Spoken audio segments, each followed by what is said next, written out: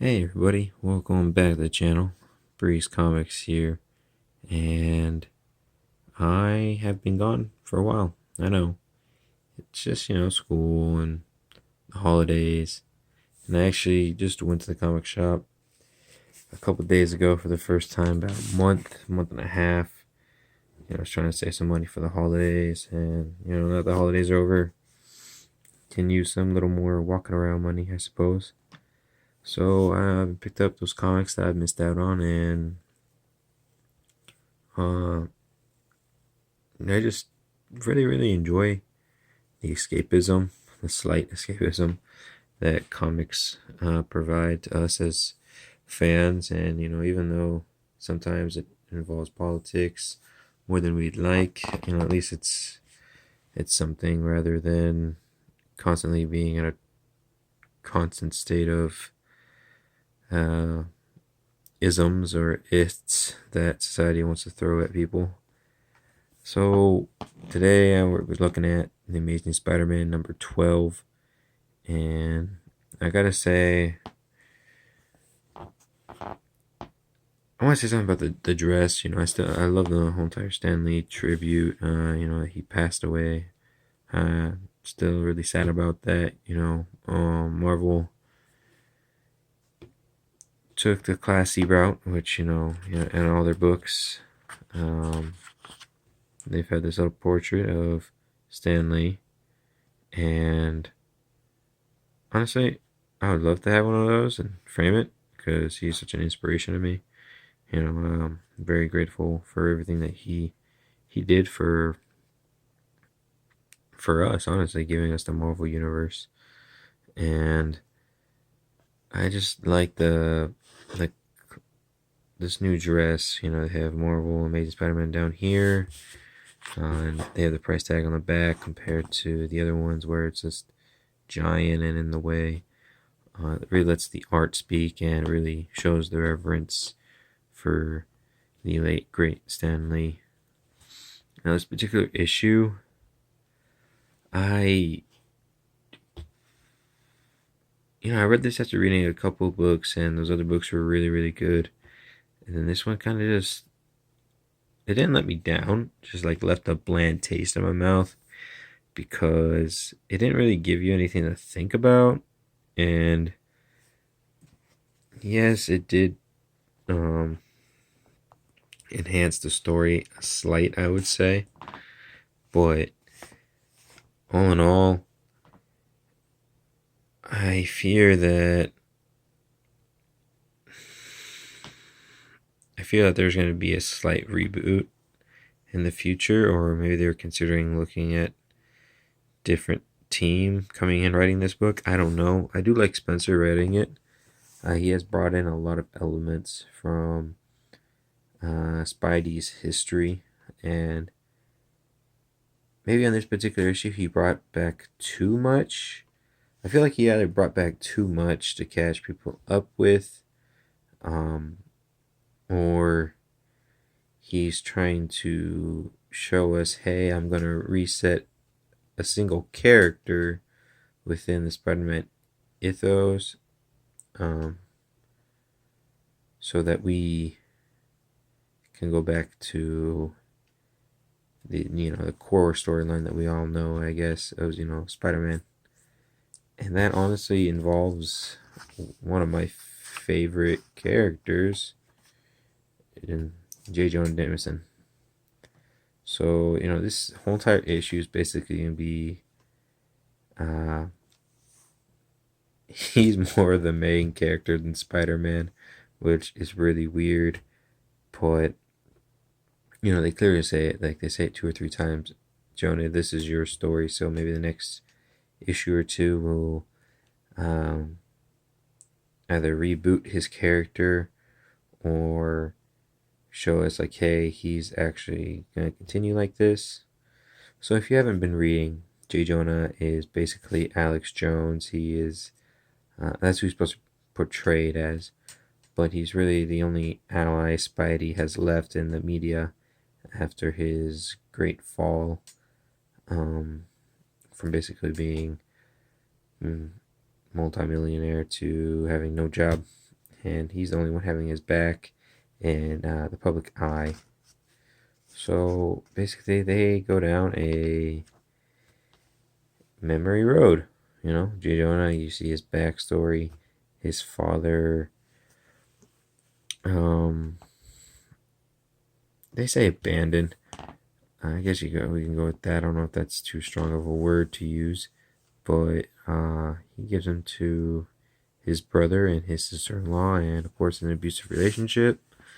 And I do like how they say J. Jonah, picks himself up by the bootstraps, and he becomes very successful.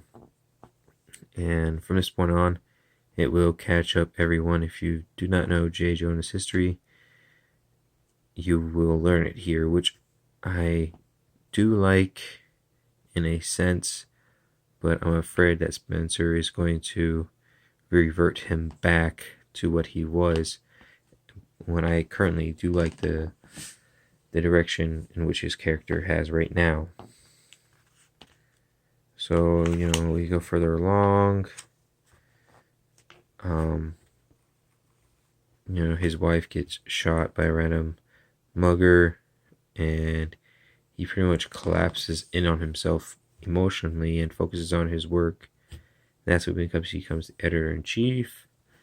I sign, the astronaut, and Spidey does make a little quip that you see the son John, you see him before he becomes the werewolf, or space wolf, or whatever you want to call him. He goes, oh, he looks a little less hairy than I remember, which is, hey, it's a little slight Spidey humor, which is good every now and then. And this is where I'm afraid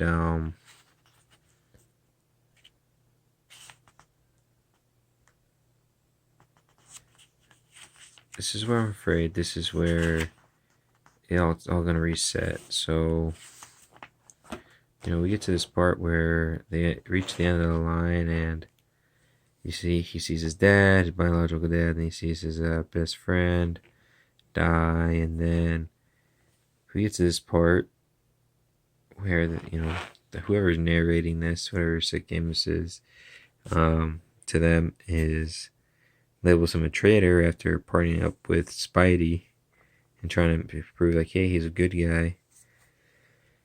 So this is where I think Spencer's at a crossroads, because he doesn't know if he should continue going down this path of, hey, Jonah's got Spidey's back, or J. Jonah's going to reveal to everyone who Spidey is, because he's one of the very few people that know Peter is Spider-Man.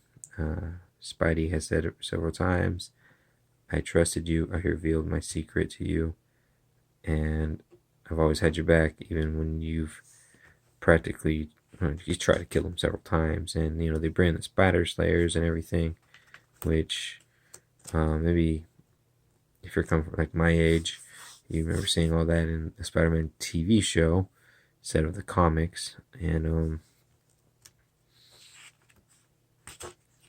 this is the only, I'll show you guys the last page, because I think it's probably another problem with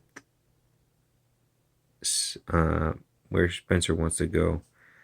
So they bring this guy, Big Man, back, and if you look at the way he's drawn, it looks great, but it's obviously dated, which now I'm starting to believe Spencer did take his time before agreeing to write this book to go back and reread or read most of Spider-Man's history. I don't know who Big Man is, but I'm concerned he's going to bring in all these old people, old villains that people don't know or aren't familiar with, which is good in a sense, but he has this great opportunity of creating his own villain, leaving his mark on Spider-Man.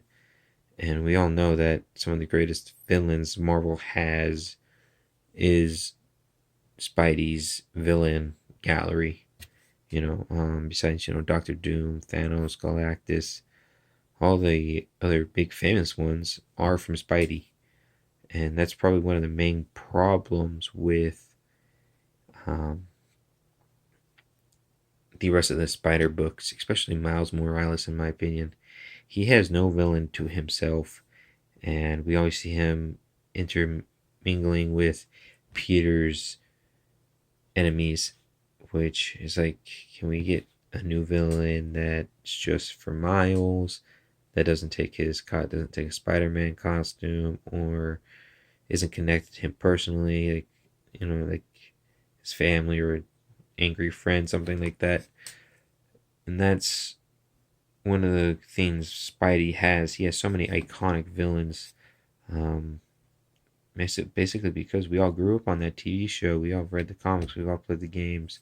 We're very familiar. One of my favorite villains, believe it or not, is Shocker, because of how many times we've seen him in video games. I just like Shocker as a character, even though he's kind of silly. He's one of my favorite.